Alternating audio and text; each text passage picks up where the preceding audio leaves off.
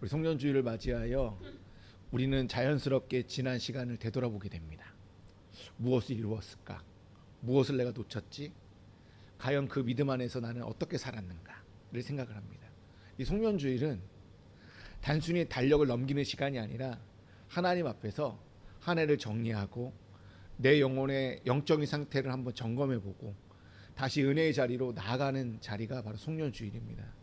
오늘 이 자리에 앉아있는 여러분 한 해는 어떠셨습니까? 기쁨보다 걱정이 더 많은 분들도 있었을 것이고 또 건강이 안 좋은 분들도 있었을 것이고 또 감사보다 한숨이 많았던 분들도 계실 것입니다. 근데 이 시간 분명하게 말씀하는 게 있습니다. 환난, 가난과 고난, 수고로움 속에도 성도는 그 믿음 지켰네. 아까 불렀던 찬양이죠.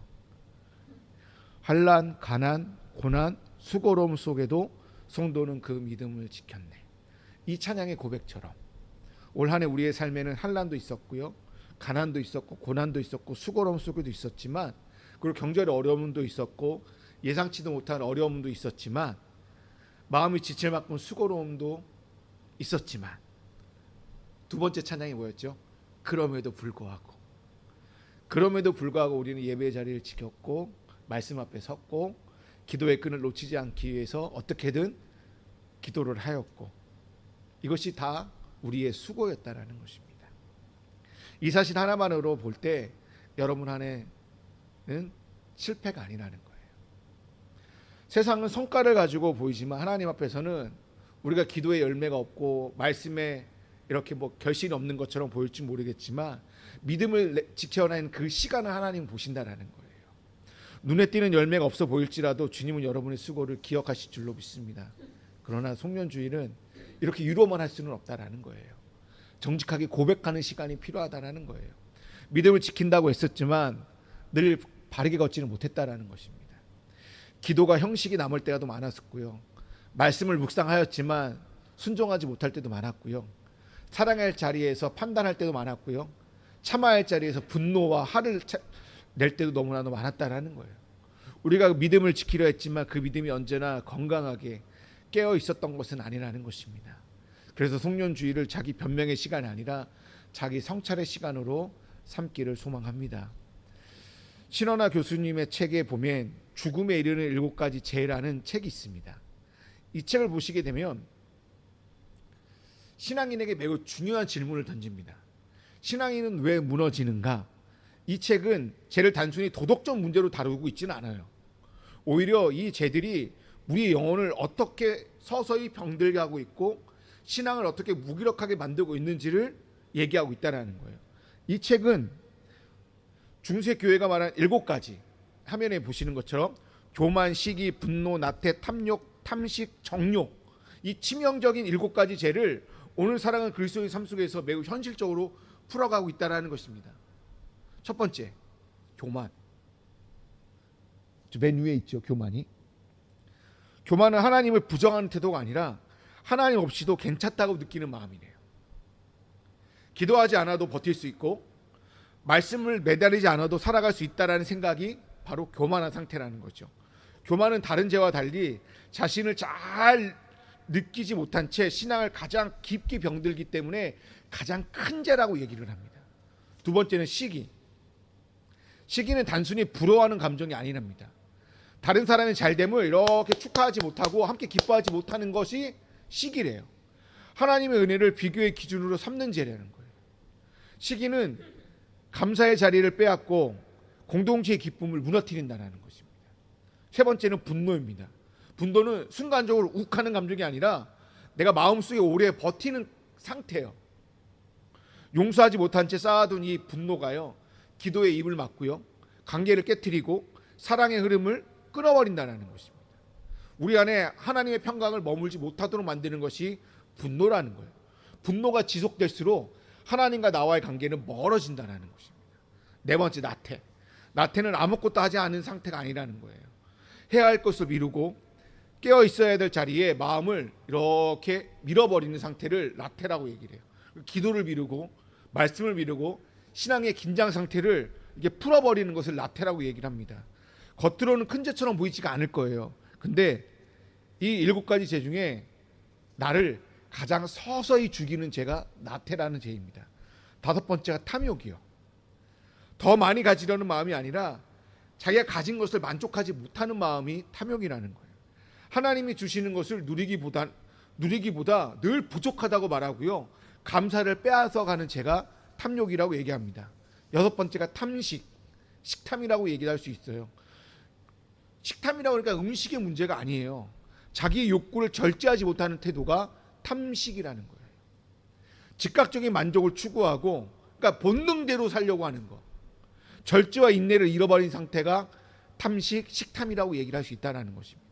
일곱 번째가 정욕은 관계를, 소비를 바꾸고 사람을 목적이 아니라 수단으로 보게끔 하는 것이 정욕이라는 거예요. 하나님이 주신 거룩한 질서를 무너뜨리는 죄가 정욕이래요. 이게 7가지 죄예요. 그러면 우리 스스로에게 한번 질문해 봅시다.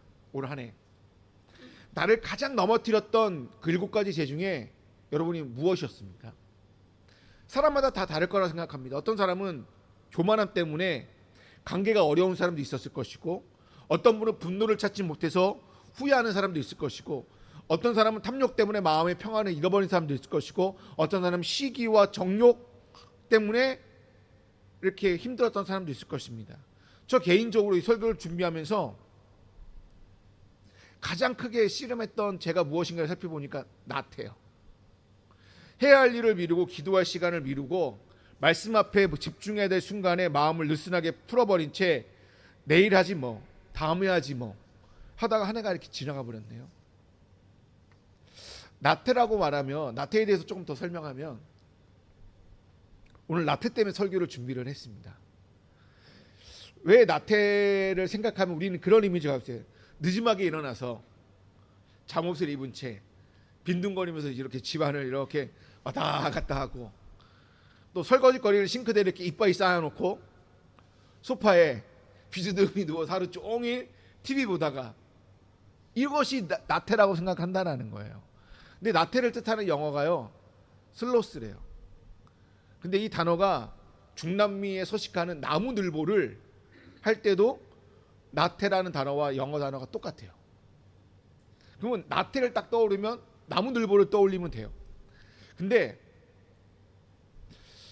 사람들은 나태라고 하면 나무늘보를 떠올리는데요, 엄밀히 말하면 이것도 틀려요.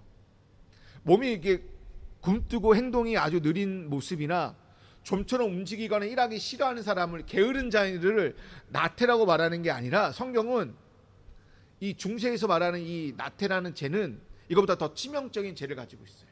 뭐냐면, 몸이 느린 게 아니라 영혼이 병든 것처럼 의욕과 활기를 잃어버려서 움직이지 않는 상태를 나태라고 얘기를 해요.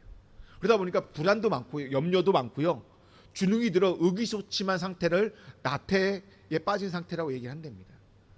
오늘 우리가 생각해 봐야 될 나태함이란 그냥 뭐 하기 싫다라는 소극적인 의미의 게으름을 의미하는 것이 아니라 적극적으로 해야 될 일을 하지 않는 것이 나태함이라는 거예요.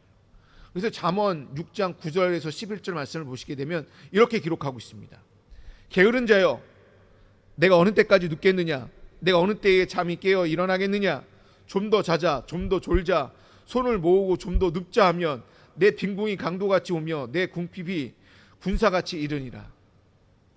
마치 우리 집에 하는 얘기 같습니다. 마치 저와 저 아들한테 하는 것 같아요. 저희 아내가 좀 더 자자, 좀 더 졸자, 손을 모으고 좀 더 눕자 하며 뭐한다? 빈궁이 강도같이 오고 내 궁핍이 군사같이 오느니라. 잠언 저자는 나태함을 가르쳐 게으른 자라고 얘기하고 있어요. 그래서 뭐라고 있어요? 좀 더 자자, 좀 더 졸자, 손을 모으고 좀 더 눕자라고 묘사하고 있다는 것입니다. 그러다 보니까 4세기 초기 사막 수도사였던 에바그리우스는 나태가 수도 생활을 망치는 최고의 악덕이라고 뽑았습니다. 초기 사막 수도사들의 학령은 매우 열악했습니다. 사막으로 들어가야 되기 때문에 아무것도 없어요. 금욕생활이 기본적인 삶이었습니다. 근데 한두 사람이 지쳐가요. 그 금욕생활에서 사막 한가운데에서 금욕생활을 한다는 걸 지쳐갈 수밖에 없고, 그 수도사 생활을 한다는 건 힘들 수밖에 없잖아요. 하나님을 아는 알무에 진전이 없고 영성훈련에도 뭐 더 진전이 없다 보니까 수도사들이요 우울감에 빠지고요 낙심에 빠지다 보니까 금욕과 수도 생활에 의욕을 잃어버려서 한두 사람이 이렇게 슬슬 빠져나가는 거예요. 그리고 거기 수도 생활 안에서도 어정쩡하게 지내고요. 수도하는 자리에서 아예 그냥 벗어나 버렸다는 거예요. 그렇기 때문에 4세기 초기 수도사들은 나태를 가리켜 뭐라고 얘기했냐면 관심 없음. 나태는 뭐다? 관심이 없는 거예요. 나태는 자기에 관련된 것 빼고 어떠한 것에서 관심을 가지지 않는 것이 나태함이라는 거예요. 그런데 한번 보십시오. 우리는 나태함을 지니고 있으면서도 다른 일에 정말 관심이 많아요. 철학자 하이데거는 이렇게 얘기했습니다. 속물적인 삶의 특성 가운데 하나는 천박한 호기심이라고요. 철학자 하이데거는 천박한 호기심을 우리가 갖고 있다라고 얘기하고 있어요. 관심을 갖지 않아도 될 것에 관심을 가지고 있고 정작 관심을 가져야 할 때는 관심을 갖지 않는다라고 얘기하고 있어요. 우리는 가십거리에 너무나 익숙해요. 연예인들, 공직자의 사생활에 대해서 너무나 관심이 많아요. 배나라 감나라 너무나 많아요. 근데 정작 고통당하고 있고 우리 주변에 어려운 사람들에 대해서는 관심을 몰라요. 관심이 없어요. 그냥 모른 채예요. 교회 전통에서 말하는 나태함은 바로 이런 것이 아닐까요? 또 이렇게 적용할 수 있어요. 하나님 나라에 전혀 관심이 없고 교회에 들어오면 하소연만 하는 거예요. 그래서 교회 안에 일꾼들의 에너지를 다 낭비시키는 사람들 있잖아요. 교회 일을 하지 못하도록 막 이렇게 근시 걱정만 주고 하소연만 하고 교회에 오면 불평불만하는 사람들이 나태한 죄를 범하는 사람들이라는 거예요. 그래서 세이어즈 목사님은 나태를 이렇게 정의했습니다. 화면을 보실까요? 아무것도 믿지 않고 신경 쓰지 않고 알려고 추구하지도 않고 간섭하지도 않고 즐기지도 않고 사랑하지도 않고 미워하지도 않고 위에서 살아야 할 그 무엇도 없고 또 죽어야 할 어떤 이유도 없기 때문에 그저 살아갈 뿐이다.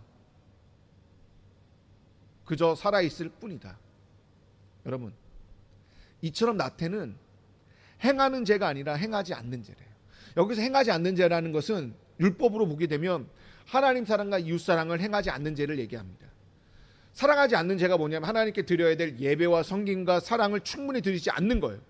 나태하면 하나님을 앙망해야 되고 사랑해야 되는데 이것을 소홀하는 게 나태라는 거예요. 하나님과 점점 더 멀어지고 마침내 하나님의 자비와 사랑이 끊어져 버린 상태가 나태라는 거예요. 오늘 본문을 보실까요? 이제 두 사람이 기도하러 올라갔습니다. 한 사람은 바리새인이고 한 사람은 세리입니다. 오늘 본문에 등장한 두 사람은 나름대로 열심히 살았던 사람이라고 생각합니다. 그러다 보니까 바리새인과 세리는 어찌 보면 우리의 모습이기도 해요. 솔직히 말하면 올 한 해 저는 이 말씀을 준비하면서 바리새인처럼 기도만 내가 할 수만 있었다면, 내가 바리새인처럼 이렇게 자신 있게 하나님 앞에 나와서 하나님 내가 이렇게 했고 이렇게 했고 이렇게 했고 이렇게 했습니다 올해, 그러니까 저 이뻐해 주세요라고 기도할 수 있었으면 좋았다. 하나님 저는 이렇게 살았습니다. 11조도 빠짐없이 드렸고요. 주일 성수도 잘 드렸고요. 금식 기도도 열심히 했습니다. 하나님 앞에서 나는 이만큼 했습니다 라고 이렇게 자신 있게 말한다면 얼마나 좋았겠습니까? 근데 우리의 모습은 어떻습니까? 세리의 모습과 더 가깝다라는 거예요. 감히 하늘을 쳐다보지 못할 정도로 이렇게 머리를 이렇게 숙이고 이렇게 구석에 서서 주님 이 죄인을 용서하여 주시옵소서, 주님 이 죄인을 불쌍히 여겨 주시옵소서라고 기도할 수밖에 없다라는 거예요.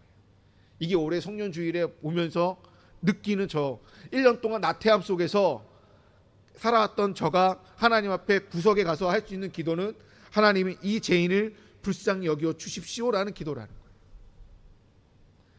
바리새인의 기도를 보게 되면 길어요. 그리고 구체적이에요. 자신감이 넘쳐요.